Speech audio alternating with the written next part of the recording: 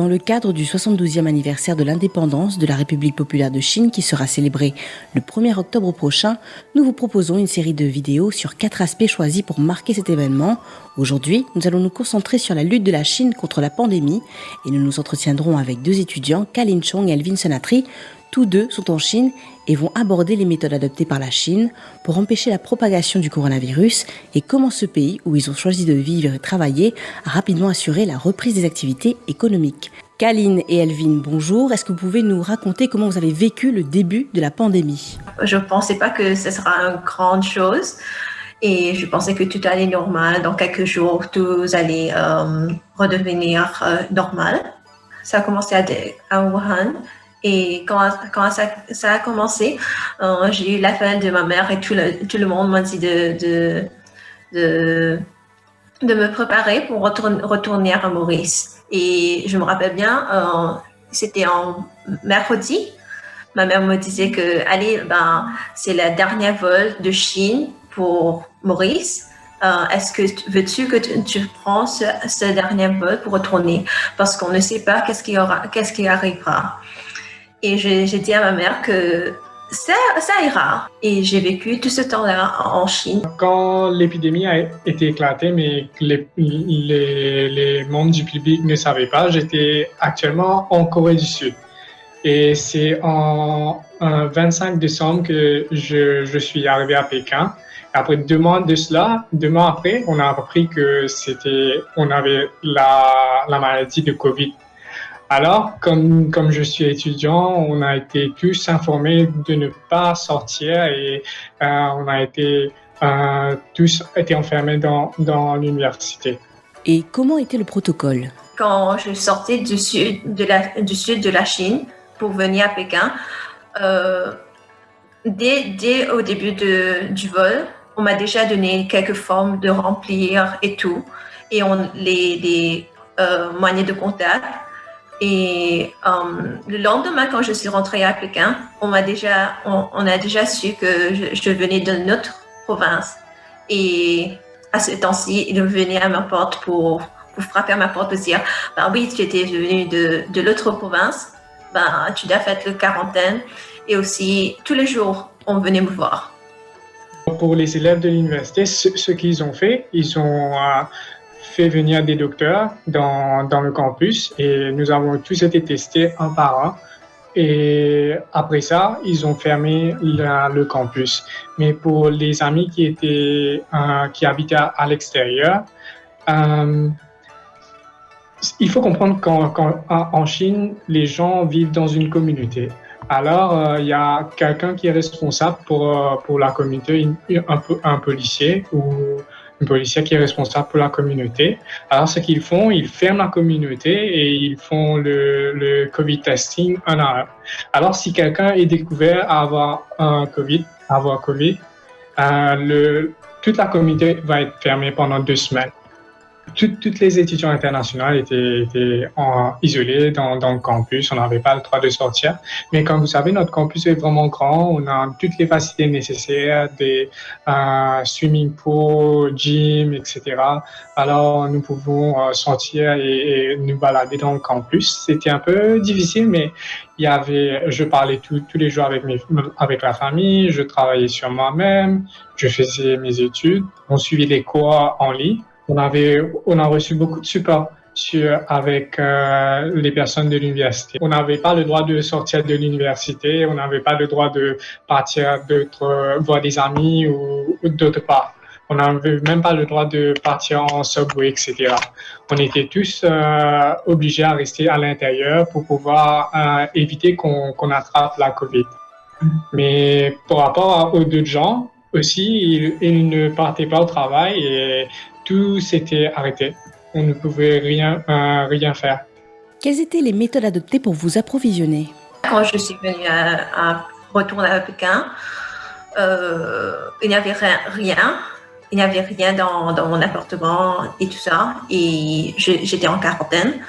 Mais il y avait toujours des services qui venaient porte à porte. C'est-à-dire, on pouvait faire des achats en ligne et on le fait la livraison à la porte. Et quand on faisait la livraison, c'était pas vraiment devant ma porte, c'était devant la porte du quartier, le quartier où j'étais.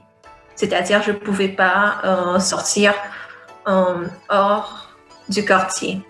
On utilisait une application qui s'appelle OneMy. Tout le monde utilise ça. On passe une commande et ils vont venir délivrer sur la porte dans un espace. Alors, on pouvait sortir et aller prendre nos commandes. Est-ce que vous pouvez nous décrire les nouveautés digitales qui ont été développées pour la gestion de la pandémie? Et c'est le code de passe. C'est-à-dire, dans tous les endroits publics, par exemple, les supermarchés, les parcs, partout, on a un code qu'on doit scanner avec nos téléphones et à travers, on pouvait voir si on pouvait passer ou pas. Et ça, c'est devenu quelque chose de normal, un norme maintenant. En Chine, tout le monde utilise WeChat. Et sur WeChat, c'est une plateforme que tout le monde utilise pour parler, téléphoner, etc. Alors, ils ont inclus un mini-programme qui s'appelle Beijing Health Kit. Alors, quand vous entrez dans un endroit ou quel que soit un restaurant ou quel que soit n'importe quel endroit, vous devez scanner un QR code.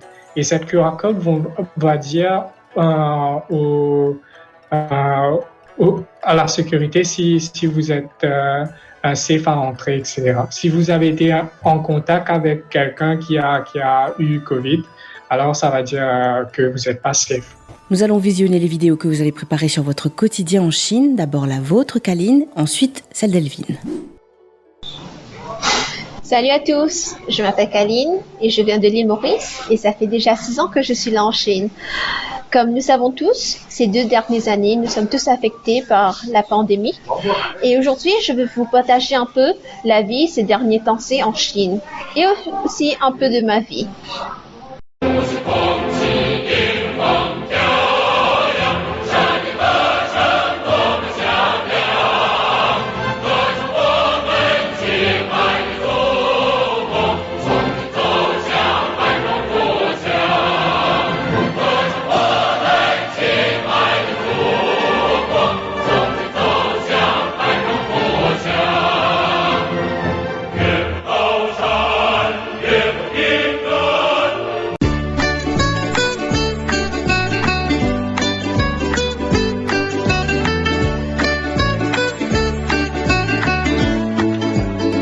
Comme à Maurice, quelques mois de cela, nous avons aussi fêté la fête Holi en Chine. Et ci-dessus, vous allez voir comment on a passé le Holi avec mes amis.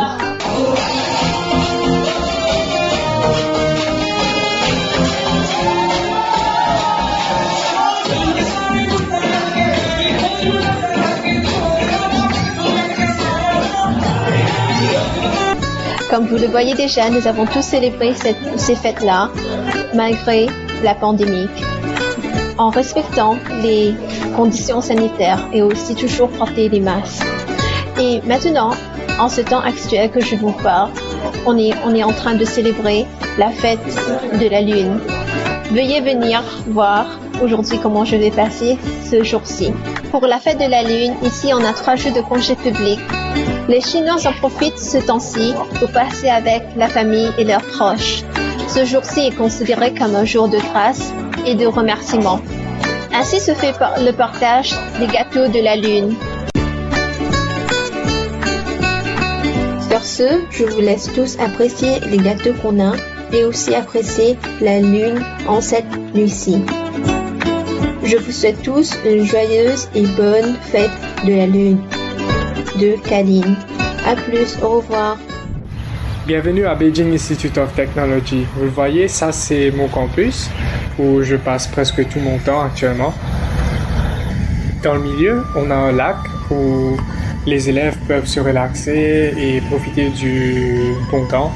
Bon, c'est là que j'ai passé presque tout mon temps en isolement durant la période de Covid. Maintenant, je vais vous montrer comment on prend le métro à Pékin. Masque, check. Depuis la pandémie, plein de choses ont changé à Pékin, mais maintenant, je vais vous montrer comment ça se passe quand on prend le métro à Pékin. Il faut tout d'abord prendre votre température. Il y a un scanner à gauche qui vérifie votre température et alors ils peuvent vous laisser entrer dans le métro. Et quand on a fini, on passe nos affaires dans le scanner infrarouge.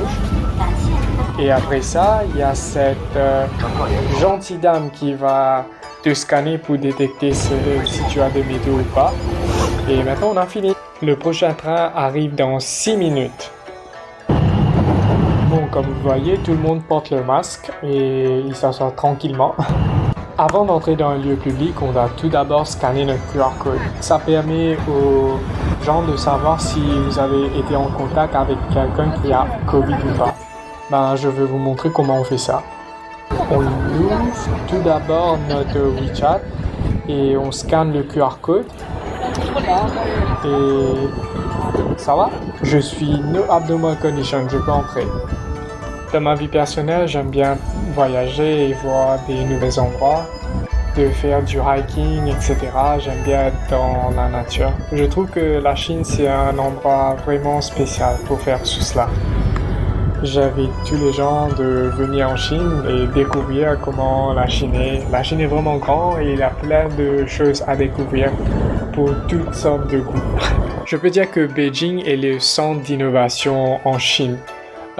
Moi, j'ai la passion pour l'entrepreneuriat et j'ai pu même gagner beaucoup de pitching competition et maintenant j'ai mon propre entreprise. J'ai aussi pu avoir la chance de rencontrer plusieurs amis qui pensent de la même façon que moi.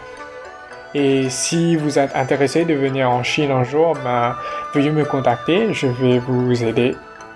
Merci Kaline et Elvin. Voilà, c'était notre premier sujet dans le cadre de la série marquant le 72e anniversaire de l'indépendance de la République populaire de Chine.